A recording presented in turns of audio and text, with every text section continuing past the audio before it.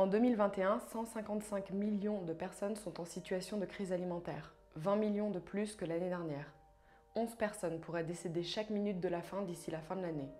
Pourtant, on produit suffisamment de nourriture pour nourrir 1,5 fois la population mondiale.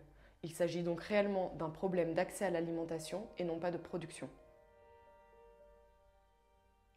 Entre 2020 et 2021, le nombre de personnes souffrant de la famine a été multiplié par 6. Les conflits sont principalement responsables de ces situations catastrophiques puisqu'ils empêchent l'accès à des denrées alimentaires pour des centaines de millions de personnes. Depuis plusieurs années, on assiste à une multiplication et une intensification des événements climatiques extrêmes comme les canicules, les sécheresses ou encore les inondations. L'agriculture est la première victime de ces phénomènes. Diminution des rendements, hausse des prix, aucune région du monde n'est épargnée. À l'horizon 2050, en Europe, on estime que les rendements de certaines cultures, comme le blé, le maïs ou encore les betteraves, devraient chuter de 50%, impactant directement les revenus des agricultrices et agriculteurs.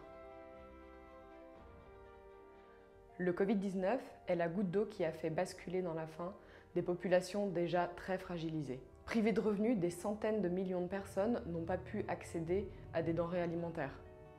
En 2020, le Programme alimentaire mondial estimait que 121 millions de personnes supplémentaires ont souffert de la faim à des niveaux critiques dus aux impacts socio-économiques de la pandémie.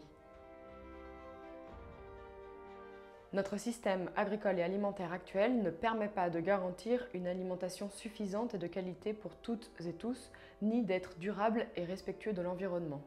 Il est responsable d'environ 37% des émissions de gaz à effet de serre au niveau mondial. Et ce sont les personnes les moins responsables de la crise climatique qui sont le plus touchées, et notamment les femmes. Pour lutter contre la faim dans le monde, des solutions existent, mais elles exigent une volonté politique et des financements suffisants.